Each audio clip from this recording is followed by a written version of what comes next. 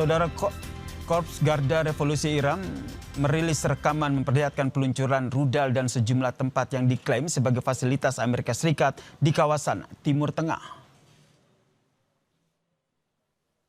Rekaman tersebut, saudara, memperlihatkan rudal-rudal yang melesat ke angkasa dari lokasi peluncuran. Dalam pernyataannya, Iran mengklaim telah menargetkan pesawat angkut militer C-17 dan pesawat komando dan juga kendali PP-8 milik Amerika Serikat di Bandara Aqaba menggunakan rudal balistik. Mereka juga mengklaim telah menargetkan sistem radar peringatan dini AS, gudang peralatan suku cadang pesawat.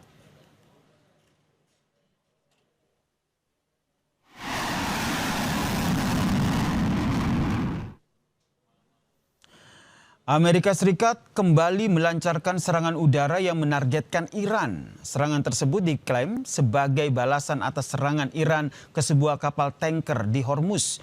Dalam sebuah rekaman menunjukkan serangan Amerika Serikat yang menyasar wilayah Iran. Serangan tersebut seiring dengan meningkatnya ketegangan di Hormuz, di mana serangan Iran sebelumnya atas sebuah kapal tanker telah membuat awak kapal meninggalkan kapal mereka. Namun serangan udara Amerika Serikat selama 10 malam berturut-turut ini tidak membuat Iran melonggarkan cengkramannya di Selat Hormuz.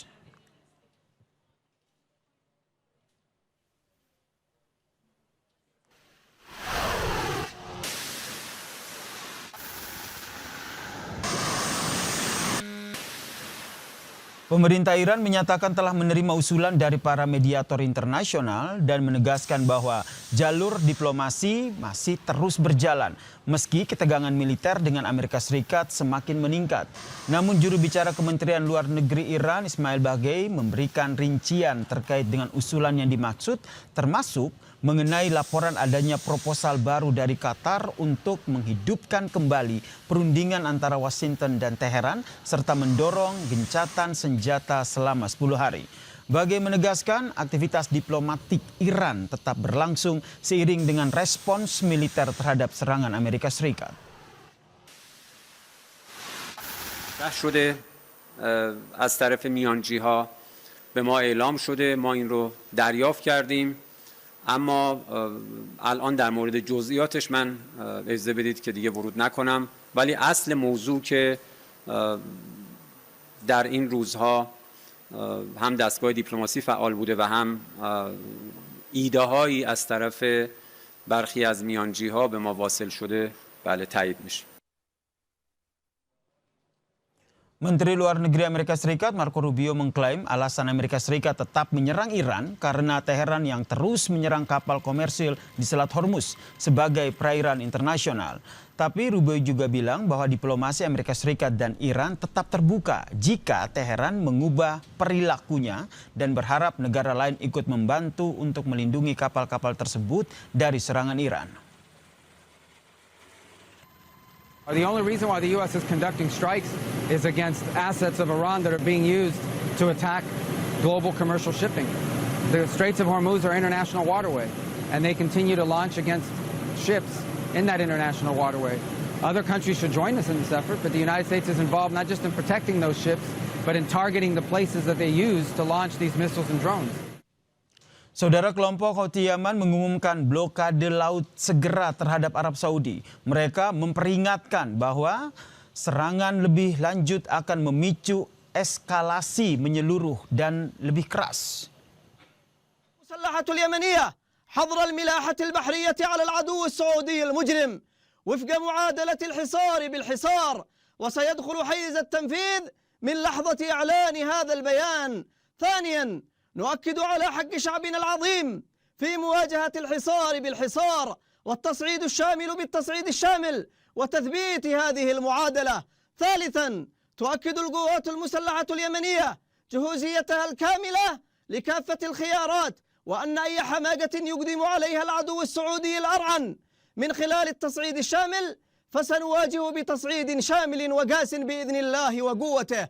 رابعا، ندعو أبناء شعبنا العظيم لمواصلة التعبئة العامة والنفير العام والاستعداد التام لكل السيناريوهات والتطورات والإسناد للجبهات بالمقاتلين. خامسا، نوجه التحية بإعزاز وإجلال لأبناء شعبنا اليمني العظيم الذي خرج في مليونية التحذير والنفير بشكل لا مثيل له، ونؤكد له أننا لن نألو جهدا في استرداد حقوقه المنهوبة وإنهاء الحصار الظالم عنه مهما كانت النتائج والتداعيات.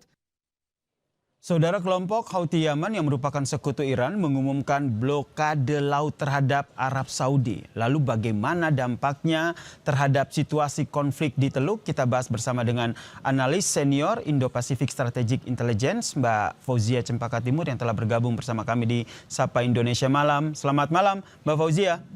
Selamat malam Mas Yaser. Mbak Fauzia, ini ada kaitannya nggak sih ini yang dilakukan oleh kelompok Houthi di Yaman yang mengumumkan bahwa akan memblokade laut untuk Arab Saudi? Karena kalau kita lihat Houthi Yaman ini sekutunya juga dengan Iran. Betul Mas, jadi satu hal yang memang terjadi pasca pemakaman dari Ali Khamenei adalah ketika rombongan dari Houthi ini kembali ke Yaman begitu. Nah, salah satu bandara landasan pacu di bandara yang akan dilakukan pelandasan begitu ya dari rombongan Houthi ini itu dibom begitu ya oleh pemerintah Yaman sebenarnya untuk menghentikan delegasi ini kembali, meskipun pada akhirnya delegasi ini akhirnya berhasil landing di bandara lain begitu. Namun tentu saja ini ketika dilakukan adanya pemboman pada landasan pacu ini begitu ya, ini menimbulkan sebuah friksi tentu saja baik antara pemerintah Yaman dari Kementerian Pertahanannya dan juga dengan pihak Houthi sendiri begitu, yang tentu saja menyangka bahwa di belakang dukungan yang diberikan oleh Arab Saudi begitu terhadap pemerintah Yaman ketika terjadi pemboman terhadap landasan pacu ini. Jadi retaliasi yang terjadi saat ini pada penutupan Bab El Mandeb ini dilakukan untuk retaliasi atau pembalasan pada pemboman landasan pacu yang pernah dilakukan beberapa hari lalu begitu. Jadi ini yang kita lihat ya.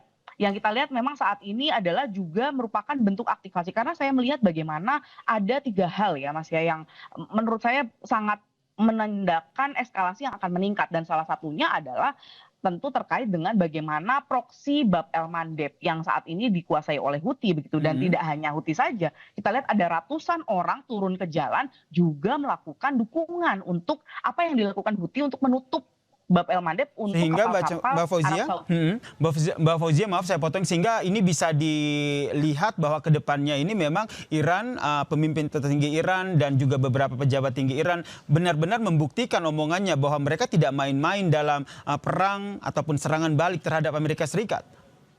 Betul Mas, ini sudah saya lihat dari 28 Februari hingga akhir Juni lalu, itu sudah 2-3 kali pemerintah Houthi ini atau pimpinan Houthi menyatakan siap untuk mengaktifasi penutupan Bab El Mandeb. Namun tidak dilakukan Mas, sampai akhirnya tercapai Burgenstock Agreement begitu. Nah, kita lihat saat ini adalah bentuk realisasi yang pertama nih Mas, sejak chapter kedua terjadi sejak serangan tanggal 7 Juli lalu oleh Amerika Serikat. Begitu. Nah, ini menunjukkan bagaimana ternyata Houthi memang bisa saja melakukan realisasi. Namun yang kita lihat bagaimana saat ini yang dilakukan adalah pemblokadean terhadap kapal khusus Saudi Arabia.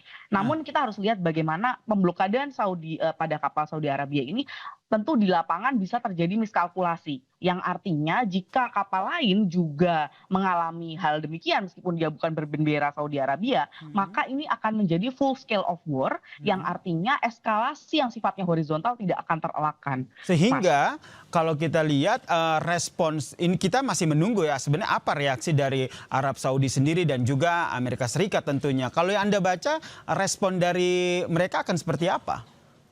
Nah, saat ini tentu kita sangat menunggu ya karena dari Arab Saudi. Karena Arab Saudi sebenarnya kalau kita dengar juga, Arab Saudi ini juga tidak menutup pintu negosiasi atau sebagai pihak yang melakukan mediasi terhadap kembalinya US atau Amerika Serikat dan Iran ke meja perundingan. Jadi di sisi lain tentu ini menjadi sebuah dilema bagi Saudi Arabia, karena saat ini kita tahu bahwa sejak 28 Februari hingga Juni Saudi Arabia ini terdampak pada military base atau basis-basis pangkalan militer Amerika Serikat yang ada di negaranya. Namun saat ini dia menjadi pihak yang terkena resiko secara langsung. Tidak hanya bicara tentang militer begitu ya, yang sebelumnya memang pangkalan militer, tapi sekarang bicara tentang kebutuhan ekonominya, di mana kapal-kapalnya yang mau lewat ini ditutup begitu. Nah, kalau kita tahu memang dalam konteks Hormuz ini yang memiliki akses alternatif untuk ke Bab el Mandeb itu adalah jalurnya Saudi Arabia. Jalur Saudi Arabia ya. Betul. Sehingga kalau seandainya Saudi ini Arabia ditutup. kalau betul-betul ditutup oleh Houthi ini tentu akan berdampak yang luar biasa ya terhadap Arab Saudi sendiri.